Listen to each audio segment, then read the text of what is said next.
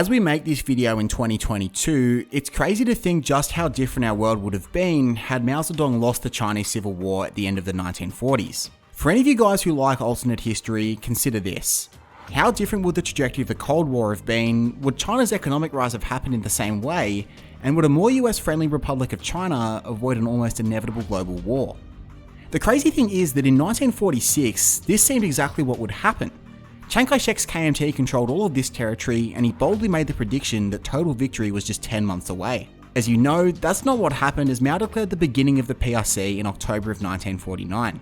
And so with Chiang Kai-shek losing from a near unassailable position, today we're going to explore the answers to this question.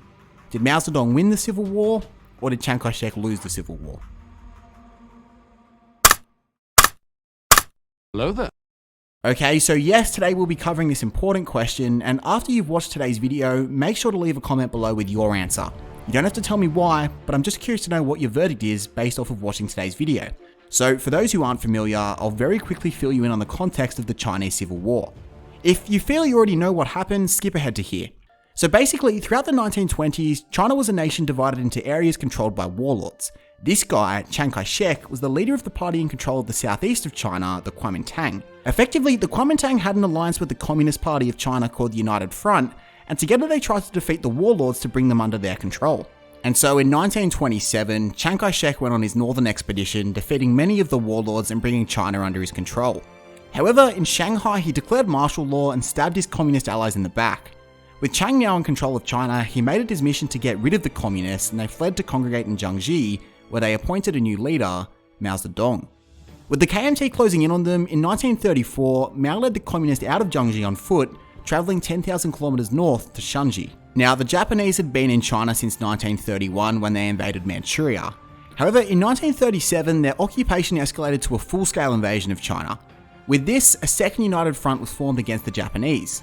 The communists would do guerrilla warfare in the north, and Chiang Kai-shek would lead the defense in the south. Now, as you'd know, the Japanese weren't defeated until 1945 with the dropping of the atomic bomb. And so as the Americans defeated Japan, they naively assumed that this second united front could remain in China. US General George Marshall visited the Middle Kingdom and tried to reconcile the two factions under Chiang's leadership, but neither were content with this. The communists hadn't forgotten Chiang Kai-shek stabbing them in the back, and Chiang didn't want to share China with anyone else. And so the Civil War started favourably for Chiang, and in 1947, the map of controlled territory in China looked like this. But by 1949, they'd lost all of this, and Chiang Kai-shek fled to Taiwan as Mao declared the new PRC. So, to address our big question, is it fair to say that Mao won the war, or Chiang lost the war? And let's start with the case for a Mao victory. And I think the case for Mao's victory actually begins with him taking over as the leader of the Communist Party. Previous leaders such as Bogu ultimately lost support for a Russian model of Marxist-Leninism because of how badly they were defeated by Chiang Kai-shek. When Mao took over and led the communists away from Jiangxi, he actually led them out of the clutches of Chiang Kai-shek to a place where they could regroup. And though Chiang Kai-shek had victories against Mao's predecessors in suppressing the communists, he couldn't suppress Mao. And so I think there is a case to be made that the invigorated leadership under Mao in the 1930s kept the Communist Party alive to fight in the war of the 1940s. Secondly, I think the next thing that points towards a Mao victory is actually the way he kept the USA happy enough to not completely throw their weight behind Chiang Kai-shek. As we'll see soon, Chiang also dropped the ball when it came to the US, but according to the domino theory, the USA really should have unwaveringly opposed the communist force in a civil war. Mao actually welcomed American journalists such as Edgar Snow to cover their stronghold Yan'an, which helped create a narrative that he wasn't necessarily a Soviet proxy, but actually an independent communist who was not directly in opposition to American interests. Thirdly, Mao deserves much credit for his guerrilla warfare tactics.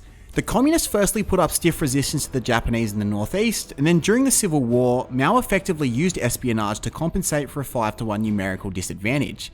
The best example of this was the infiltration of KMT General Hu Zongnan's office, giving the communists precise intel on when their stronghold Yan'an was going to be attacked. With this intel, Mao evacuated the city, and when the KMT invaded, they surrounded them, completely baiting them. Finally, this can't really be notched up to Mao's ingenuity, but I feel it does exonerate Chiang Kai-shek a little bit. At the end of World War II, Stalin rushed to occupy Manchuria to gain influence in the Asia-Pacific peace conferences. This meant that Chiang's KMT never truly had a complete stronghold in China, and when the KMT looked like they were going to win, that's when the Soviets intervened, and their intervention was not insignificant. Stalin gave Mao around 7,000 to 8,000 rifles, 14,000 heavy machine guns, and 700 vehicles such as tanks. So let's turn the tables and view the argument that Chiang Kai-shek was responsible for his own defeat in the Civil War. Now, as much as Mao did well to not completely alienate the USA, Chiang did terribly in gaining the support of an ally who really didn't want to see China fall to the communists.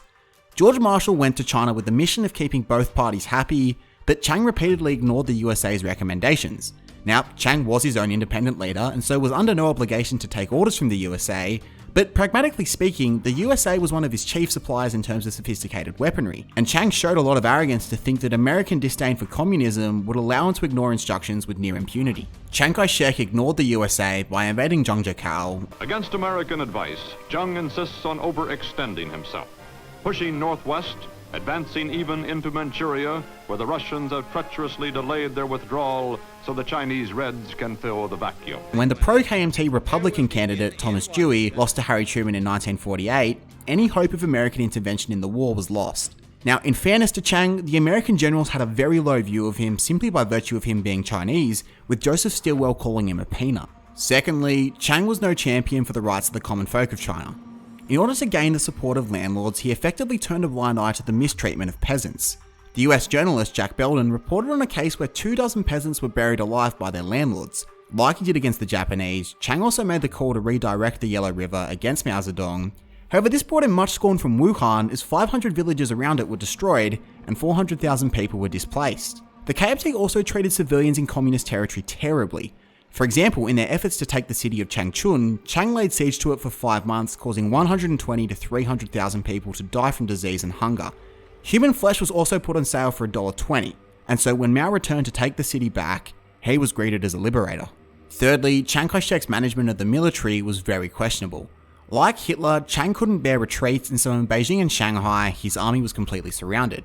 He promoted incompetent generals who were loyal to him in order to shore up his own position within the party. However, by doing this, he passed over competent ones that posed a risk to his leadership.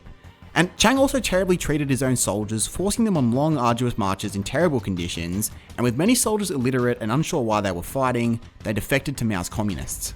Chiang also lost support in key metropolitan cities like Shanghai as they faced hyperinflation. Many who had opposed the communists for fear of losing their private wealth now had lost their life savings and were much less willing to oppose Mao. The public also hadn't forgotten that it took 6 years after the invasion of Manchuria in 1931 for Chiang to divert his attention away from attacking the communists to instead defending against Japan. And with all of this, Chiang lost a lot of popular support in China, and after initially fleeing to Shanghai, in 1948 he began the KMT's retreat to Taiwan. Chiang's KMT suffered 1.5 million deaths, while Mao's communists comparatively suffered 250,000 deaths. And in October of 1949, Mao declared the new PRC. Thanks for watching. Comment either Mao victory or Chiang loss below to let me know which side you found more persuasive. If you found this video helpful, you're also likely to enjoy this video we made on Hu Jintao, the guy before Xi Jinping. We can't wait to see you next time for our next venture into a fascinating part of history.